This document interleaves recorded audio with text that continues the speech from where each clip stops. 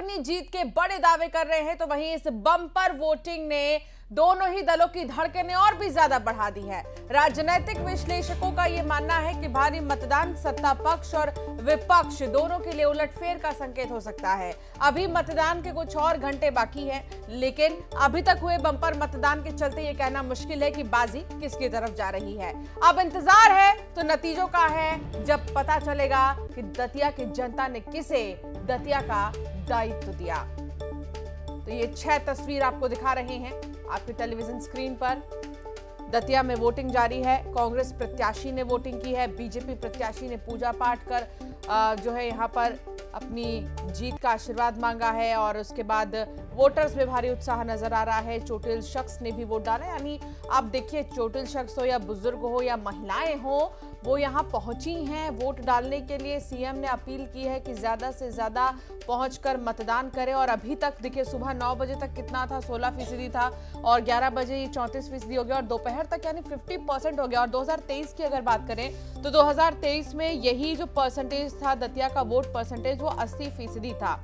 2023 में रिकॉर्ड तोड़ वोटिंग हुई थी, और 2023 में यहाँ 80.20% मतदान हुआ था। और इस बार ये देखना होगा कि बीजेपी और कांग्रेस दोनों के लिए ये वोट परसेंटेज किसके लिए सबसे ज्यादा फायदेमंद रहने वाले हैं और किसके पक्ष में ये वोट पड़े, ये तो 3 अगस्त को ही पता चलेगा। कुछ अब आरोप और प्रत्यारोप का दौर भी एक तरफ जारी है। कांग्रेस कह रही है कि भारी वोटिंग से कार्यकर्ता उत्साहित हैं, बीजेपी कह रही है कि हार के डर से कांग्रेस डर गई है।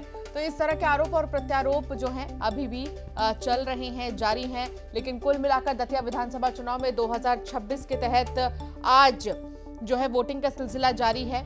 पिछली बार 2023 में चुनाव में यहां रिकॉर्ड 80.20% मतदान हुआ था। ऐसे में सवाल यह है कि इस बार भी क्षेत्र की जनता रिकॉर्ड मतदान कर अपना पिछला फैसला पलटेगी, या रिकॉर्ड मतदान का लाभ भाजपा को नहीं कांग्रेस को ही मिलेगा। अब ये देखने वाली बात होगी। पार्टी जीते ये सोच था, दतिया का विकास हो ये सोच था। कमल का नीचे करना भाई मौसम के हिसाब से भी थोड़ा प्रभावित होता है, लेकिन आराम से अच्छा मतदान। कांग्रेस जब हारती है तो ऐसे ही आरोप लगाती है, ये हताशा और निराशा का परिचय होता है। विकास पसंद दतिया की जनता है, वो विकास को पसंद करें। चुनाव से पहले कुछ घटना देखिए, सामान्यतः जब बम्पर वोटिंग होती है तो सत्ता विरोधी होती है, और जिस प्रकार से मैं भी दतिया में गांव-गांव गया, लोगों में एक आक्रोश था, डर था, भय भी था। सरकार दबा रही थी, सरकार के लोग दबा रहे थे, सामने नहीं आना चाहते थे। लेकिन मैं समझता हूं कि आज जनता जिस प्रकार से खुल के वोटिंग डाल रही है, कर रही है, तो ये कांग्रेस के पक्ष में रहेगा।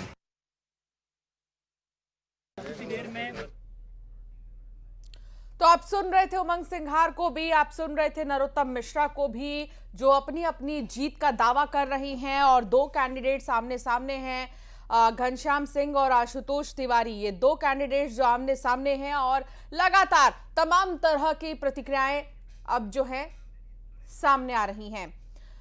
आज करेंगे इसी पे चर्चा। 50% मतदान हो चुका है, और 50% मतदान को कैसे देख रहे हैं, इस पर चर्चा के लिए दुर्गेश केशवानी हमारे साथ हैं बीजेपी से, और आनंद जाट हमारे साथ हैं कांग्रेस के प्रवक्ता।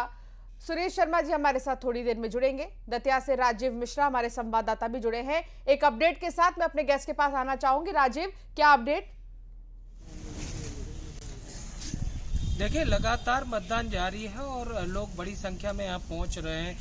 सुबह 7 बजे से हमने देखा कि 12 बजे तक पूरी तरह से कतारें लगी रही, और 1 बजते बजते 50% मतदान पूरा हो चुका था। उसके बाद अभी थोड़ा सा कमी हुआ है, गर्मी बढ़ चुकी है, उमस हो रही है, दतिया में बहुत उमस है, तो थोड़ी सी कमी आई है। लेकिन लोगों में उत्साह देखने को मिल रहा है। बढ़ चढ़कर इस लोकतंत्र के महापर्व में लोग हिस्सा ले रहे हैं और अपने मताधिकार का प्रयोग कर रहे हैं। जी ठीक है, तो अभी भी लगातार वोटों का सिलसिला जारी है। मतदान केंद्रों पर अभी भी पहुंच रहे हैं मतदाता और वोट डाल रहे हैं। एक रिएक्शन लेना चाहूंगी दुर्गेश जी से। दुर्गेश जी, कैसे देख रहे हैं? 50% मतदान हो गया है। 2023 में 80% मतदान हुआ था कुल, लेकिन अभी दोपहर ही का ही वक्त हुआ है, 2:30 बज रहे हैं, और 50% वोट। देखिए अंशिका जी, सबसे पहले तो उन मतदाताओं का आभार, धन्यवाद जिन्होंने सुबह सुबह ही अपना मतदान करने का काम किया है। और जो लोग अभी नहीं निकले, क्योंकि न्यूज 18 जन सरोकार से जुड़ा हुआ चैनल है, जनता की बात उठाने वाला चैनल है, उसके माध्यम से मैं सभी से निवेदन कर रहा हूँ कि सब निकलें, अपना मतदान करें। देखिए, ये चुनाव इसलिए भी महत्वपूर्ण हो जाता है अंशिका जी कि इस चुनाव से न तो कांग्रेस को कोई फर्क पड़ने वाला है, न भाजपा को फर्क पड़ने वाला है। पर अगर फर्क किसी को पड़ने वाला है तो वो दतिया के विकास को है। जिस तरह से 2.5 साल में दतिया का विकास अवरुद्ध हो गया था, जिस तरह से जो कांग्रेस के जो नेता थे राजेंद्र भारती, वो गबन और हेराफेरी और भ्रष्टाचार के आरोप में अदालत ने उनको दंडित करने का काम किया है। अब विकास की पटरी पर अगर दतिया को लाना है तो निश्चित रूप से भारतीय जनता पार्टी को जिताना है। भारतीय जनता पार्टी हमारी केंद्र में भी डबल इंजन की सरकार है, हमारे प्रदेश में डबल इंजन की सरकार है। और जिस तरह से विकास अवरुद्ध हो गया था, आपने पूर्व में देखा, ये चुनाव में कांग्रेस ने एक बार भी विकास की बात नहीं की है। 3 साल 2.5 साल का जो ब्यौरा था वो राजेंद्र भारती को देना चाहिए था, पर वो न दे पाए। हमने जो काम किया है उसको जनता मानती है कि भाजपा विकास की पर्याय है। चाहे मेडिकल कॉलेज की बात कर लें, वेटनरी कॉलेज की बात कर लें, सड़कों की बात कर लें, पेयजल की बात कर लें, समुचित विकास की बात कर लें, तो हमने वो विकास करने का काम किया है। और जो ये 50% आप देख रहे हो, उसी विकास पर मत डल रहा है। ठीक है, अभी दोपहर के 2:30 बज रहे हैं और अभी तक यही अपडेट है कि 50% मतदान हो चुका है। आनंद जाट जी, आप कैसे देख रहे हैं? मतलब 50% मतदान हुआ है और 2023 में कुल मतदान प्रतिशत ही 80% था। कैसे देख रहे हैं, किसके पक्ष में देख रहे हैं आप क्या मान रहे हैं कि बहुत एक्टिव इस बार जनता हुई है फिर से?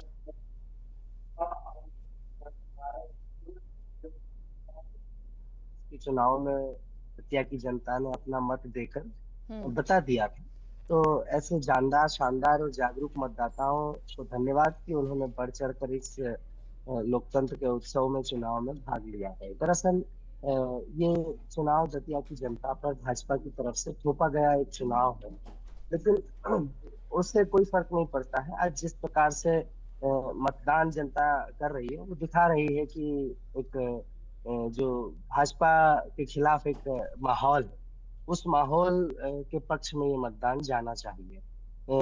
जिस प्रकार से पिछले 20 दिनों में चुनाव और चुनाव प्रचार से जुड़ी हुई खबरें हमारे पास आती रही हैं, उसमें पता चला है कि जनता जो है भाजपा से त्रस्त है और भाजपा के नेता जनता को त्रस्त करके आपस में ही मस्त है।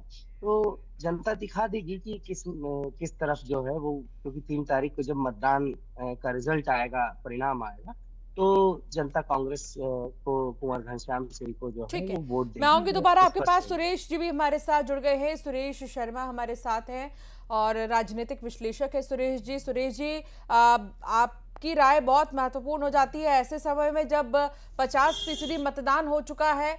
और आप कैसे देख रहे हैं इसको, क्योंकि बहुत राजनीतिक जानकार ये कह रहे हैं कि कुछ सरप्राइज दोनों ही पार्टी को मिल सकता है। देखिए, चुनाव जो अभी तक था वो कांटे की टक्कर का था, क्योंकि कांग्रेस कमजोर नहीं थी। उनका जो प्रत्याशी जी, भाजपा की तरफ सबसे बड़ी परेशानी ये थी कि नरोत्तम मिश्रा जी के समर्थक मतदान के लिए किस प्रकार का वातावरण बनाएंगे, कैसा रहेगा, ये एक प्रकार की उहापोह की स्थिति जरूर देखने में मिली थी। लेकिन ये 2-3 दिन पहले सब सॉर्ट आउट हो गया। और आज जिस उत्साह से मतदान हो रहा है, जो कि आज मैंने 3 या 4 पत्रकारों से वहां बात की है, उसके आधार पर मैं ये दावे से कह सकता हूं कि जो ये मतदान हो रहा है, ये मतदान जो है, ये भाजपा के कार्यकर्ताओं के अंदर फिर से उत्साह पैदा करने के कारण हो रहा है। क्योंकि विरोध का कोई कारण नहीं है अब विरोध का कोई कारण नहीं है। और इसके कारण जो ये मतदान है, अच्छा, अभी तक के जो उपचुनावों का विश्लेषण यदि मैं करता हूं, तो मैंने अभी तक मैंने ये देखा है कि उपचुनाव के अंदर भाजपा की स्थिति आमतौर पर सामान्य से अच्छी रहती है, क्योंकि उसके पास टीम है। कांग्रेस के साथ अच्छे कैंडिडेट होने के बावजूद भी और दिग्विजय सिंह जैसे दिग्गज नेताओं के द्वारा लगातार काम करने के बावजूद भी वहां मतदान के समय के लिए टीम नहीं है, जिसका नुकसान उसको उठाना पड़ता है। तो इन सब बातों को देख करके मुझे ये लग रहा है कि ये चुनाव जो है, ये कोई बहुत ज्यादा अंतर डालने वाला बनेगा, ऐसा मुझे लगता नहीं।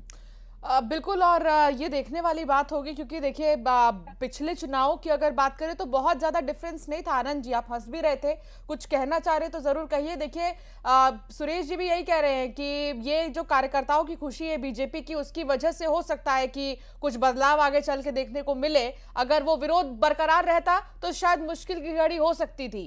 आनंद जी, मैं बस इतना वो कहूंगा चुनाव से कि पहले हंस लेते हैं, अच्छी बात है।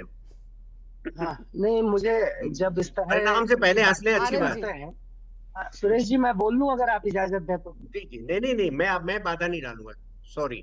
हाँ, मैं आपका समय हो गया है, तब मैं तो केवल हंस रहा था, आप हंसिए, कोई इशू नहीं। नहीं नहीं, ठीक मैं है नहीं आनंद जी, हंसूंगा। प्लीज मुझे प्लीज बात आगे बढ़ाइए। चुनाव मुझे आयोग की मुझे आपके और उनके चुनाव आयोग जीतने में की हंसी का क्या कारण है मेरा? चुनाव आयोग की जरूरत ही नहीं है। 4 पत्रकारों से बात करके और हम तय कर देंगे टीवी चैनल के स्टूडियो में कि कौन जीत रहा है, किसके पक्ष में मतदान हो गया है। और यही बात है कि हम केवल दिखते निष्पक्ष है, लेकिन जो मैंने पिछले 20 दिनों में बातचीत प्रचार की है, उस पे जो बोलिए, दतिया पर बोलिए, मेरे को छोड़िए। दतिया बोलिए, मेरे को छोड़िए, मैं तो आपसे के साथ हूँ आपको भाई इतनी ना। बौखलाहट क्यों है? अगर मैं अपनी बात कह रहा हूँ तो कहने दीजिए ना। आप नहीं, मेरे एजेंडा ऊपर आनंद जी, मत चलाएंगे प्लीज कहिए, तो आप अपनी बात, कभी दतिया ऐसा नहीं ठीक है चलेगा। ठीक। सुरेश जी आप एक सेकंड, एजेंडा आनंद जी कहिए, प्लीज चलाएंगे, अपनी मैं बात बात पूरी ऐसा करिए। नहीं चलेगा। को समय जाया आप कर रहे एजेंडा हैं। चलाएंगे मैं और न मैं जितवा आपको कुछ सकता, ना न दूंगा, हरवा ऐसा सकता नहीं आपको। होगा। आप एजेंडा मैं चलाएंगे और आपको मैं न कुछ ना जितवा दूंगा, सकता, न ऐसा हरवा कुछ नहीं सकता, होगा। इसलिए मेरे ऊपर टाइम बोलूंगा का मैं। खराब कर रहे हो आप। दतिया अंशिका जी के मुझसे वोटरों जरा को बोल प्रभावित दीजिए करने ना। के लिए नहीं, बात कर आनंद रहे जी हो। करेंगे तो कैसा आपको एजेंडा बताना बोल पड़ेगा, रहे हैं आपको आप? एक्सपोज कौन करना सा पड़ेगा। एजेंडा बोल रहे हैं आप आनंद जी? पत्रकार के भेष में, राजनीतिक विश्लेषक के भेष में भाजपा के पक्ष में बात करते हैं, ये बोलना पड़ेगा नहीं, वो मुझे। तो विश्लेषक है ना, ठीक है, वो तो बता रहे हैं ना कि हाँ, ऐसा भी हो सकता है भाजपा के या पक्ष ऐसी में मुझे का बोलना संभावनाएं पड़ेगा हैं। ये बात। ठीक है भाजपा आनंद बार जी, के बोलना पक्ष में पड़ेगा। ठीक है वातावरण आनंद जी, को अपनी जब बात भाजपा पूरी की करिए, ओर फिर मैं कैसे दुर्गेश जी के पास जाऊं। चैनल में आनंद जी आए प्लीज तो कंप्लीट बोलूंगा करिए। मैं। सुरेश जी एक आप ये सेकंड। देखिए, भाजपा मैं के आपसे पक्ष में असहमत हूँ, ये वातावरण है बात तो ना मैं कहूँ। भाजपा के पक्ष में ही बोलूंगा आपसे ना। असहमत हूँ, भाई ये ना आपको बोलूं कोई मैं। पूछ ही नहीं रहा तो आपसे आपके पक्ष असहमत में हूँ, मैं ये कहाँ बात से ना बोलने बोलूं लग मैं। जाऊंगा, बताइए आप। आपसे असहमत देश हूँ, ये भर ना में बोलूं आपके मैं। खिलाफ वातावरण है, देश भर में आपके आपके खिलाफ खिलाफ भी वातावरण, हो मैं आपके पक्ष सकते में हैं, कैसे बोल जाऊं, यही बताइए ना। बता रहा हूँ। अब वातावरण अच्छा बनाइए, आपके आपके खिलाफ भी मैं बातें चालू कर कर रहे हैं, यही दूंगा। बता रहा ठीक हूँ है मैं। प्लीज रुकिए, दुर्गेश जी प्लीज बोलिए। दुर्गेश जी, आनंद जी आ रही हूँ आपके पास। दुर्गेश जी प्लीज अपनी बात देखिए पूरी करिए। अंशिका जी, हाथ कंगन को आरसी क्या, पढ़े लिखे को फारसी क्या। वरिष्ठ पत्रकार और विश्लेषक आदरणीय सुरेश जी ने जो बात कही, उससे जिस तरह से कांग्रेस के जो प्रवक्ता हैं वो विचलित हो गए, चिलमिला रहे हैं, बिलबिला रहे हैं, यह इस बात की ओर इंगित कर रहा है कि भाजपा बड़ी बहुमत से जीतने का काम कर रही है। हमारे जो प्रत्याशी वहां पे आशुतोष तिवारी जी हैं, वो भारी बहुमत से जीत रहे हैं। जनता की जन आकांक्षाओं पे खरे उतरने का काम भारतीय जनता पार्टी करती है। और निश्चित रूप से जो जो उत्साह वहां के वोटर्स में दिख रहा है, वह इस ओर इंगित कर रहा है कि वो लेकिन क्या जिन्होंने आप जो ये पूर्व मानते हैं में दुर्गेश जी, जो जिस चीज का जिक्र कर रहे थे सुरेश जी, कि अगर कार्यकर्ताओं के बीच का गुस्सा उस वक्त से अब तक बरकरार रहता तो ये घड़ी आप लोग के लिए मुश्किल हो सकती थी, लेकिन सब कुछ सॉर्ट आउट हो गया जब नरोत्तम मिश्रा आए। उन्होंने ये क्लियर किया कि चुनाव भी मेरे नेतृत्व में लड़ रहे हैं और मुझे जो भी पार्टी जिम्मेदारी देगी मैं वो पूरी करूंगा। और उन्होंने अपना एक बहुत पॉजिटिव बॉडी लैंग्वेज जो उन्होंने शो किया, उसका एक असर। नरोत्तम अंशिका जी, नरोत्तम जी एक आदर्श कार्यकर्ता हैं। वो हमेशा से ही पार्टी ने जब जैसी उनको जवाबदारी दी है उन्होंने पूरा करने का काम किया है। डॉक्टर मोहन यादव जी के नेतृत्व में हम ये चुनाव, हमारे प्रदेश अध्यक्ष हेमंत खंडेलवाल जी के नेतृत्व में, डॉक्टर नरोत्तम मिश्रा जी के नेतृत्व में हम भारी बहुमत से चुनाव जीत रहे हैं। जो जनता ने पूर्व में गलती की थी, जो जनता ने जो कांग्रेस के भ्रम में, झूठ में, छल में, कपट में फंसकर जो गलती की थी, वो उसको दोहराना नहीं चाहेगी। विकास का, अगर विकास करना है दतिया का, तो निश्चित रूप से डबल इंजन की सरकार को मत देने का काम जनता करेगी और वे भी कर रही है। और रही डॉक्टर नरोत्तम मिश्रा जी की जो आप बात कर रहे थे, वो एक आदर्श कार्यकर्ता है। आपने देखा जब उनको ज्वाइनिंग टोली का संयोजक बनाया तो कांग्रेस में भगदड़ मच गई थी। आपने देखा कि उनको जब जब जहां पर, चाहे हम महाराष्ट्र की बात करें, गुजरात की बात करें, उत्तर प्रदेश की बात करें, दिल्ली की, जिन जिन प्रदेशों में, बंगाल की बात करें, जहां जहां उनको भेजा गया उन्होंने पार्टी के हित का काम किया है। वो पार्टी लाइन पर चलने वाले एक नेता हैं और निश्चित रूप से लाखों लाख कार्यकर्ता उनको अपना आदर्श मानते हैं। और जो जो भावुक क्षणों में जो बातें हुई थी, उनसे उन्होंने खुद सामने आकर उन चीज को, बातें जनता के बीच में रखी हैं। उन्होंने कहा कि मेरे छोटे भाई आशुतोष तिवारी को, जिम्मेदारी, इससे कोई बड़ी जिम्मेदारी नरोत्तम मिश्रा को आने वाले समय में देने वाली है क्या पार्टी? इसलिए भी दतिया से नहीं उतारा दुर्गेश जी, यही तो जनता जानना चाह रही थी कि क्या है इसके पीछे वजह। देखिए अंशिका जी, हमारे यहाँ पे कार्यकर्ता कभी किसी चीज की बात नहीं करता है। वह चेहरेवती अपना काम करता रहता है। और जब पार्टी जैसा मौका देखती है, जब पार्टी जिस कार्यकर्ता को जो दायित्व देती है, वो कार्यकर्ता उसको बखूबी निभाता है। अभी आशुतोष तिवारी जी को दतिया भेजने का पार्टी ने निर्णय किया और सभी कार्यकर्ता चट्टान की तरह हमने काम करने का काम किया, जनता के द्वार घर घर जाने का काम किया। और माननीय नरोत्तम जी ने इस चुनाव के जो संचालन कर ही रहे हैं, वो उन्होंने हर एक से बात करके ये कहा है कि आशुतोष तिवारी को जिताना है, पार्टी का जो निर्णय है वो सर माथे। आनंद जी, राजेंद्र भारती पर जो मामले आए सामने, आपको लगता है इसका असर, इसका प्रभाव दतिया में दिखाई देगा, या आप लोगों को आप आश्वस्त हैं कि नहीं, घनश्याम सिंह एक जो फेस सामने आ रहे हैं वो कहीं ना कहीं जनता के दिलों पर राज करेंगे? देखिए, हमारे लिए सबसे बड़ा जो महत्वपूर्ण चुनाव था वो 2023 का था। हाँ। नरोत्तम मिश्रा जी के बारे में जैसा दुर्गेश भाई ने बताया कि वो बहुत बड़े स्तर के नेता हैं, तो निश्चित तौर पर मध्य प्रदेश का गृह मंत्री, मध्य प्रदेश जैसे बड़े राज्य का गृह मंत्री होना अपने आप में बड़ी बात होती है। तो 2023 का जो चुनाव था वो एक बड़े व्यक्तित्व के खिलाफ दतिया की जनता ने जीता था। तो प्रश्न वो था कि हम 2023 में कैसे हराएं उन्हें। अब हमें चिंता नहीं है, क्योंकि जनता को भी पता हो चुका है कि जनता की ताकत क्या है, और कितना ही बड़ा व्यक्तित्व हो उसे जनता जो है अपनी ताकत से हरा देती है। तो और नरोत्तम मिश्रा जी खुद बोल चुके हैं कि आशुतोष की इतनी क्षमता नहीं है कि वो मेरा टिकट कटवा दे। और जितनी तारीफ नरोत्तम जी की दुर्गेश भाई ने की है, उसमें मेरी तारीफ भी ऐड कर लीजिए। उसके बावजूद भाजपा ने उन्हें इस लायक नहीं समझा कि टिकट दे दें। तो इसका क्या प्रतिक्रिया होगी ये तो परिणाम वाले दिन पता चलेगा। लेकिन मैं समझता हूं कि जब दोनों दलों ने अपने अपने प्रत्याशी बदल दिए, तो उसके बाद जो है चुनाव का कैनवास बदल गया। और उस चुनाव के कैनवास बदलने के बाद जो है असली बात जो है, दोनों जो प्रत्याशी हैं उनकी व्यक्तिगत पहचान, व्यक्तिगत रिश्ते, व्यक्तिगत स्वभाव और जो भविष्योन्मुखी उम्मीदें हैं उन पर आकर टिक गया है। आज सुबह ही मैं किसी चैनल पर डिबेट में बैठा था, तो एक युवा वोटर को सुन रहा था, तो वो उपचुनाव जो है बहुत स्थानीय स्तर पर होते हैं, लेकिन उसका बयान मैंने सुना तो वो देखा कि वो पूरे देश भर में जो चल रहा है, खासतौर से जेनजी का जो आंदोलन है उससे भी वो सतर्क था, जागरूक था। तो इस चुनाव में कुछ हिडन फैक्टर्स भी हैं। जिक्र किया आपने जेनजी वाला जो प्रोटेस्ट आपने इसका जिक्र किया है। सुरेश जी, क्या लग रहा है, क्या जो मुद्दे हैं अभी जो हाल ही में देश में उठे, उनका प्रभाव दतिया के बाय इलेक्शंस पर कितना पड़ेगा? सुरेश जी, आपसे समझना चाहेंगे। नहीं, पर जेएनजी के आंदोलन पर जब भी कभी डिबेट करें तो मैं ये बात जरूर आज कहना चाहता हूं कि ये लोग आए थे बड़ी अच्छी डिमांड लेकर के, बड़े अच्छे मुद्दों को लेकर के, लेकिन वापस गए तो इनके हाथ में क्या है। और जो विपक्षी पार्टियों ने जेएनजी के इस आंदोलन को समर्थन दिया, और देना भी चाहिए, मैं सहमत हूं इससे। और सरकार को हमेशा कंट्रोल में रखना चाहिए, विपक्ष रखे या कोई और रखे तो वो रखना चाहिए, इससे भी मैं सहमत हूं। लेकिन विपक्ष को क्या मिला और जेएनजी को क्या मिला? तो इनको तो खाली हाथ है कुछ भी, क्योंकि जो मुद्दा था वो तो भाजपा के एजेंडे के अनुरूप था। भाजपा शिक्षण संस्थानों में और शिक्षा पद्धति में सुधार की बात करती है, वो सुधार करने का और मौका मिल गया उसकी। तो मुझे नहीं लगता कि ये वाला जो आंदोलन है, हाँ, इस आंदोलन ने उम्मीद, चलिए अब ये देखेंगे 3 अगस्त को ही कि आखिर कौन से मुद्दे जो है जनता ने याद रखे हैं और कौन से मुद्दे ज्यादा प्रभावी रहे हैं। क्योंकि मेरे पास समय की कमी है। बहुत शुक्रिया आप सभी का मेरे साथ जुड़ने के लिए और इस चर्चा में शामिल होने के लिए।